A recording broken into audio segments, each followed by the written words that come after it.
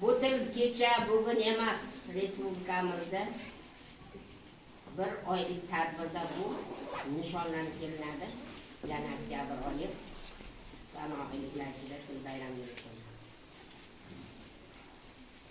Ona tili deb aytilyapti. Onangiz qanchalik muqaddas aziz bo'lsa, onangiz tilida sizni ifoda etgan so'zlarni har bir so'z shu muqaddas. Onasini e'zozlagan insonlar ona tilini ham shu tildek e'zozlash kerak. Qadrlash kerak. Bu tilni qadriga yetishimiz kerak. Davlat tili maqom berilgan kundan boshlab hujjatlar davlat organlari bugun dunyo miqyosida tilimizning narxi o'sib bormoqda. O'zingiz bilasiz, bir necha davlatlarda bu tillarda erkin so'zlaydigan turli millat vakillari televideniye ko'ra, jurnallar ko'ra, bu belgilarda ifoda etilgan.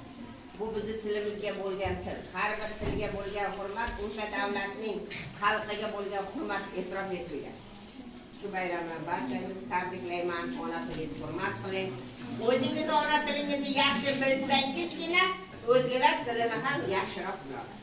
Siz bilib qo'ying, boshqa tilni o'rgansam bo'ldi. Ona tilingizni bilmaganingizcha, ona tilingiz mukammal o'rganmagancha boshqa tilni ham hech qachon mukammal o'rgana olmaysiz.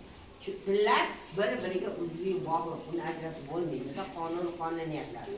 Shuning uchun o'z tilingizni hurmat qiling, e'zozlang va boshqa tillarni ham shu tillar qatorida hurmat qiling. Bayramingiz muborak bo'lsin.